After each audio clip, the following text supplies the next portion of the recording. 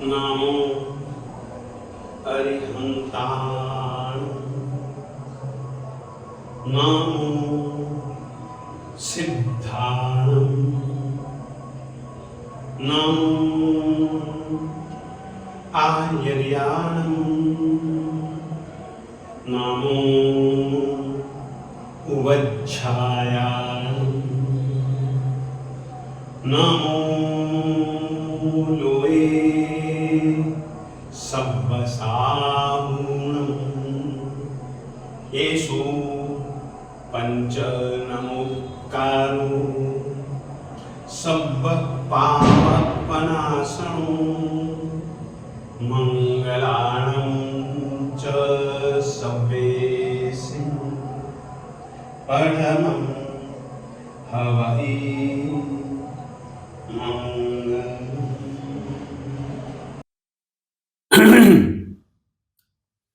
आस्तां तव स्तव नमस्त समस्त दोषम्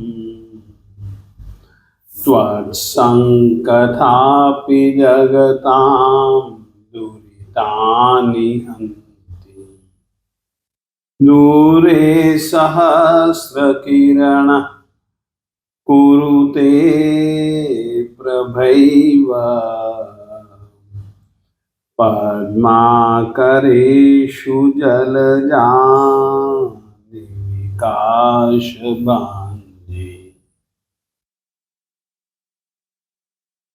भाग्यशालियों, त्वत्संकथा कथाधिकार में अपन लोग देवादिदेव परमात्मा श्री आदिनाथ स्वामी जी के पूर्व भवों की विचारणा कर रहे थे। कहानी तो बहुत लंबी है, संक्षेप में सुनाने का प्रयास कर रहा हूं। महाबल मुनिराज बहुत थोड़े दिन यानी कि केवल 22 दिनों तक ही संयम पर्याय का पालन करते हैं।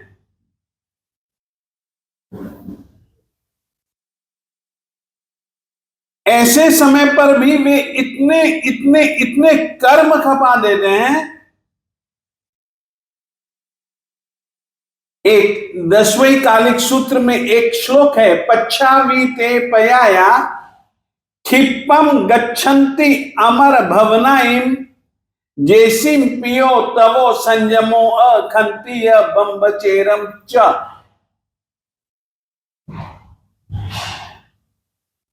चाहे अंतिम आयु में मानो उन्होंने दीक्षा ली हो,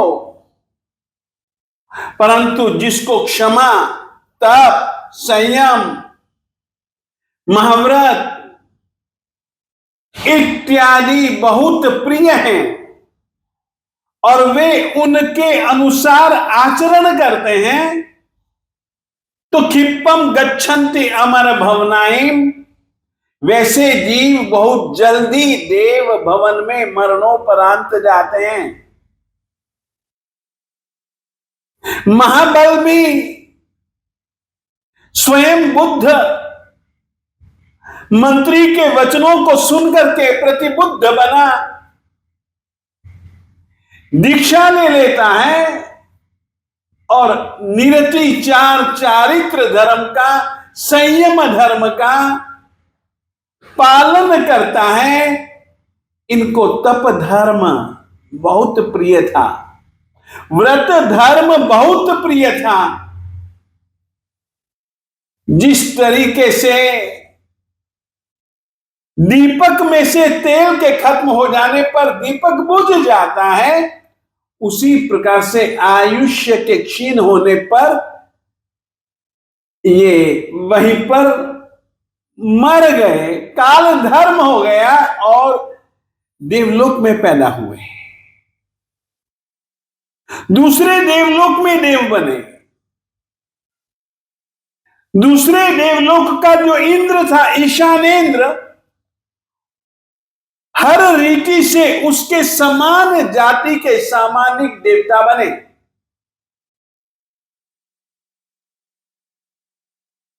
सामाजिक देवता के रूप में परमात्मा श्री आदिनाथ स्वामी जी की आत्मा ने पांचवा भव प्रारंभ किया। एक बात याद रखिएगा, तन छूट जाता है, परंतु तन के छूटते समय जीवन काल में जो रागानुबंध या वैरानुबंध किसी जीव के साथ में बांधा है, तन के छूटने के साथ वे अनुबंध उस आत्मा से टूटते नहीं। और यहां पर यही हुआ। महाबल का जीव ललितांग नाम का देव बना और इसकी देवी, मुख्य देवी का नाम स्वयं प्रभा। स्वयं प्रभा ललितांग में और ललितांग स्वयं प्रभा में बहुत आसक्त। जहां कहीं पर भी जाए दोनों जन इकट्ठे जाते, इकट्ठे रहते, इकट्ठे हर रीति से क्रीड़ा करते, उपवनों में, वनों में, तीर्थ भूमियों में। एक बार क्या हुआ, ललितांग और स्वयं प्रभा दोनों जन बैठे हुए। स्वयं प्रभा ने पूछा, देवानुप्रिय,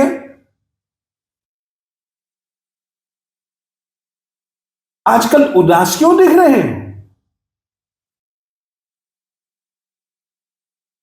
क्या कारण है? क्या मुझसे किसी प्रकार की गलती हो गई है? यदि मुझसे किसी भी प्रकार की गलती हो तो माफ कर दो, परंतु आपको मैं इस रीति से उदास तो नहीं देख सकते।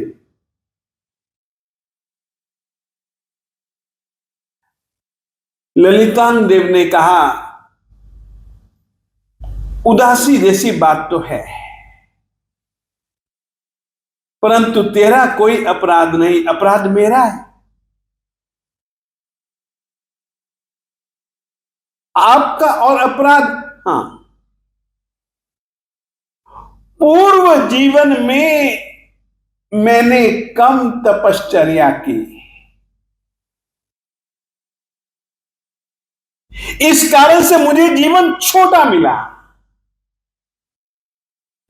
और तू देखती नहीं है, मेरे गले का हार कुमला रहा है,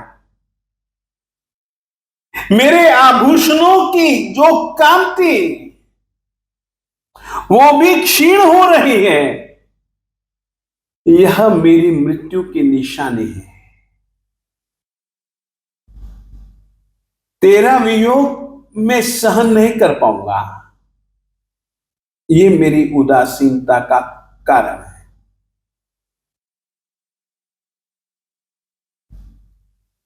इतनी ही देर में इंद्र का आदेश मिला। ललितांग देव भूल ही गया कि अब मैं कुछ दिनों में तो मरने वाला हूं, भूल ही गया अपनी मौत की बात, मौत की चिंता। इंद्र का आदेश था, तीर्थ यात्रा करने में जा रहा हूं, सभी जन मेरे साथ चलें। ललितांग देव बिल्कुल तैयार हो गया अपनी पत्नी के साथ। नंदीश्वर तीर्थ की यात्रा के आनंद ही आनंद में दोनों जन यानी कि स्वयं प्रभा अपने आर्य देवानुप्रिय देव की मौत की बात को भूल गई, तो ललितांग परमात्मा की भक्ति में बिल्कुल भूल गए अपनी मृत्यु को। खूब भक्ति करते हैं, खूब भक्ति करते हैं, इंद्र ने नंदीश्वर द्वीप के बाद किसी दूसरे तीर्थ में जाना था,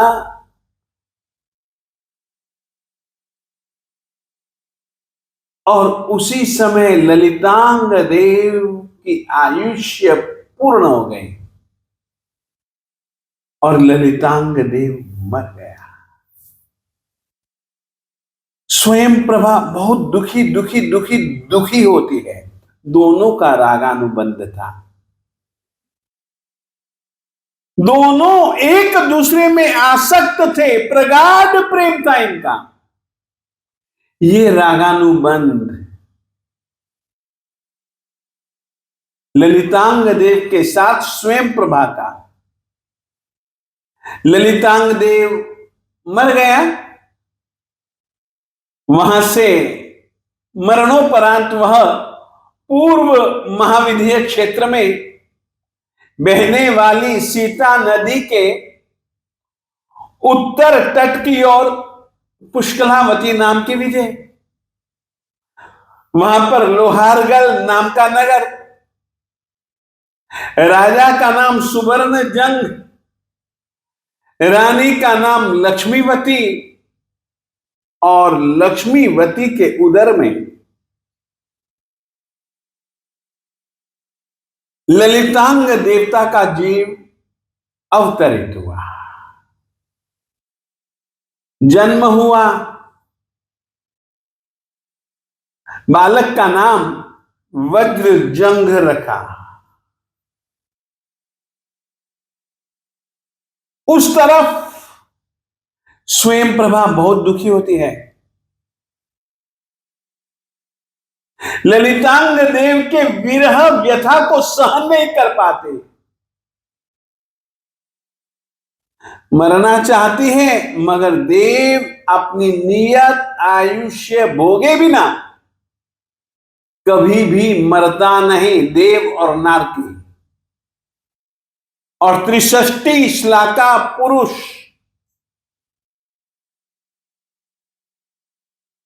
युगलिक लोग कभी भी अपनी आयुष्य पूर्ण किए बिना मरते नहीं। स्वयं प्रभा दुख दुख दुख परेशानी व्यथा में अपना जीवन काल व्यतीत कर रही है। आखिर में उसकी आत्मा भी जगी, वह अपना जीवन अब दुख व्यथा से नहीं, अब वह धर्म की आराधना में व्यतीत करने लगी। जिनेंद्र परमात्माओं की भक्ति में व्यतीत कर रही है।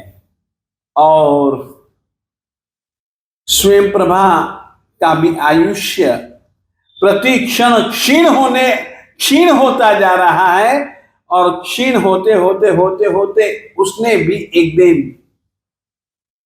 अपने प्राणों का त्याग कर दिया। वह भी पूर्व विदेह क्षेत्र में ही पुष्कलावती नाम की विजय में, पुंडरीकिनी नाम की नगरी में, जो राजा थे वज्रसेन, उनकी पत्नी का नाम था गुणवती, और गुणवती के उधर में यह श्रीमती के रूप में, एक पुत्री के रूप में जिसका नाम श्रीमती, उस रूप में पल रही है, बड़ी हो रही है। और बड़ी होते होते वज्रजंग की श्रीमती के साथ शादी राजा सुवर्ण जंग ने करवा दी। और सुवर्ण जंग राजा ने मुनि देशना सुनकर के दीक्षा ले ली। वज्रजंग अब राजा है। अचानक इसको पता लगता है कि पुंडरीकिनी नगरी में राजा पुष्करपाल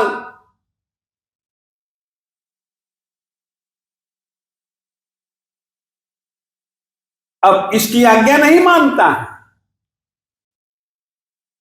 तो राजा वज्रजंग उससे लड़ने के लिए आता है।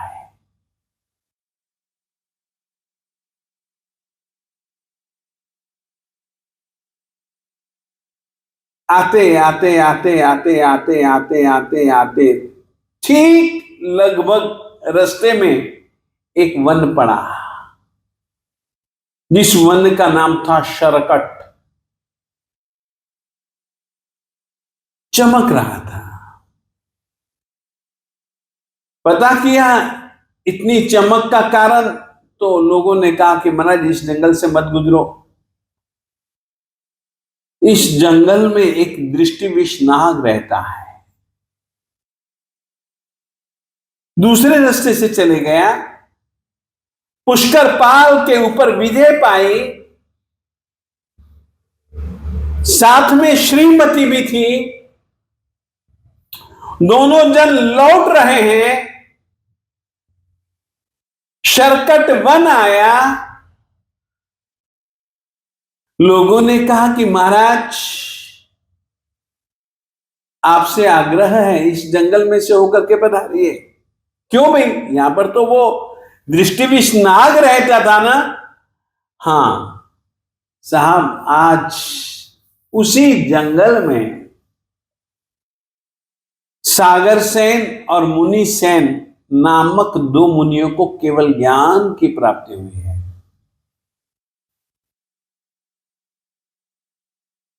उनके केवल ज्ञान महोत्सव को देवता लोग मना रहे हैं। आप भी पधारो, वे देशना दे रहे हैं, आप भी पधारो। और वो जो दृष्टि विषनाग था, वह केवल ज्ञान की महिमा को देख करके बिल्कुल निर्विष हो चुका है।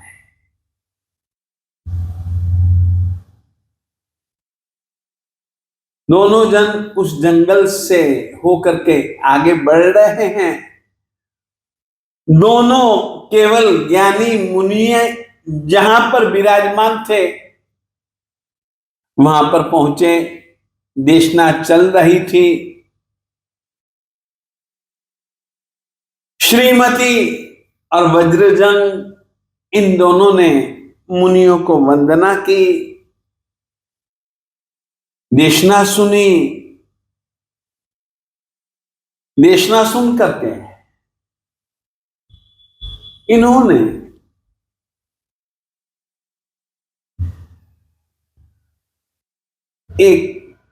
दोनों ने मन में सोच लिया, निर्णय ले लिया,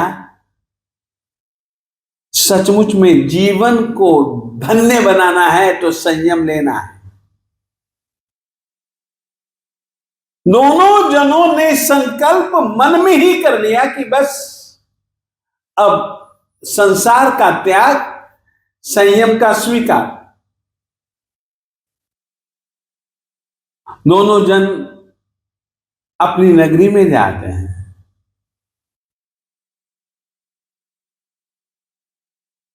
दोनों जन सो रहे हैं,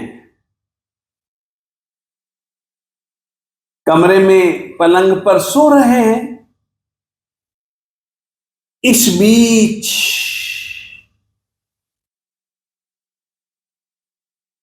वज्रजंग का जो बेटा था, उसके दिल में एक दुर्भाव, अपने पिता के प्रति बहुत दुर्भाव पैदा हुए थे। पिताजी थे नहीं तो उसने पूरे के पूरे मंत्रिमंडल को ही पैसे दे दे दे करके खरीद लिया और कहा मेरे पिताजी तो अब योग्य नहीं रहे,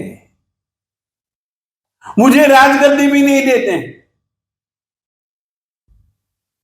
अब तुम मेरा साथ दोगे। राजा साहब जी का अब तुम साथ नहीं दोगे। सब मंत्रियों ने कहा ठीक है। राजा और रानी श्रीमती और वज्रजंग दोनों जन जिस कमरे में सोए थे ना, अब उस कमरे में राजकुमार आता है। साथ में कुछ चीजें लाया था और आग प्रगटाई।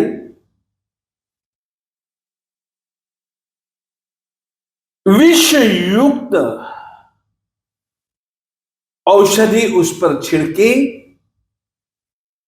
धुआं हुआ और वह धुआं राजा और रानी के नाक में चले गया और वे दोनों जन मर गए। रात्रि को जब सोए थे, सुबह उठ करके ही मुझे तो अपने बेटे को राजगद्दी दे देनी है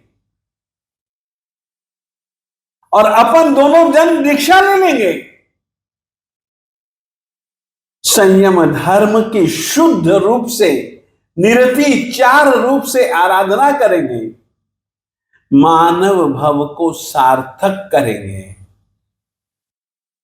इन्हीं भावों में खोए खोए दोनों जन की कल अपने बेटे को राजगद्दी दे देनी है, हमें दीक्षा ले लेनी है,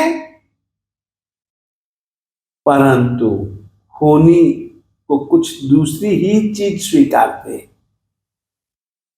विषमय धुएं के प्रयोग से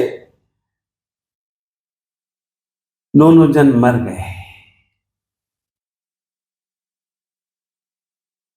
इस तरीके से पांचवा भव ललितांग और स्वयं प्रभा, छठे भव के रूप में वज्रजंग और श्रीमती, फिर उससे अगले वाले सातवें भव में ये दोनों युगलिक बनते हैं। वज्रजंग युगल पुरुष और श्रीमती उसकी युगलिनी। आठवें भाव में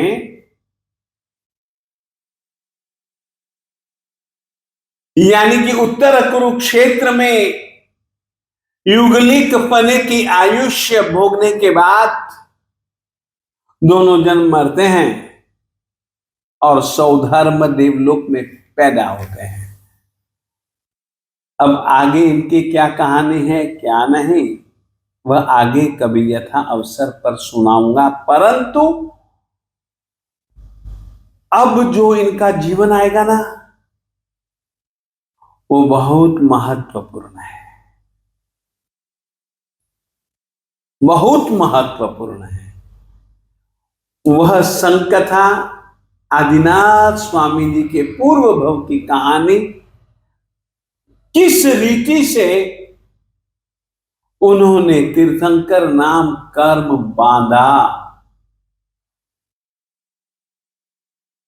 इत्यादि बातें अपन लोग नवमें भव के रूप में आगे की कहानी आगे कहेंगे। अभी इतना है।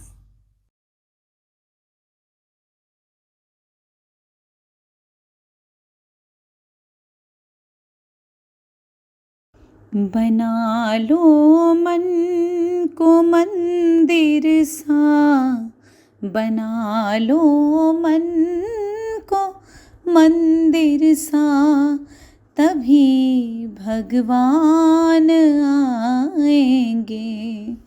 लगाओ रोज एक अर्जी, लगाओ रोज एक अर्जी, कभी तो मान जाएंगे। बना लो मन को मंदिर सा, तभी भगवान आएंगे, तभी भगवान आएंगे। तभी भगवान आएंगे, तभी भगवान आएंगे। लगाओ रोज एक अर्जी, लगाओ रोज एक अर्जी, कभी तो मान जाएंगे। बना लो मन को मंदिर सा, तभी भगवान आएंगे। हर एक दुर्भावना त्यागो, कि धो लो मैल पापों का। हर एक दुर्भावना त्यागो, कि धो लो मैल पापों का, कि धो लो मैल पापों का। कि जिस दिन मन हुआ कंचन, कि जिस दिन मन हुआ कंचन, प्रभु पहचान जाएंगे। बना लो मन को मंदिर सा, तभी भगवान आएंगे। जलाओ दीप श्रद्धा का, हो जिसमें धैर्य की बाती। जलाओ दीप श्रद्धा का, हो जिसमें धैर्य की बाती। हो जिसमें धैर्य की बाती। चलो तुम राह जिनवर की, चलो तुम राह जिनवर की, कहीं तो मिल ही जाएंगे। बना लो मन को मंदिर सा, तभी भगवान आएंगे। शिवमस्तु सर्वजगतः, परहितनिरता भवन्तु भूतगणाः। दोषाः प्रयान्तु नाशम्, सर्वत्र सुखी भवतु लोकः। सर्वमङ्गलमाङ्गल्यं सर्वकल्याणकारिणं,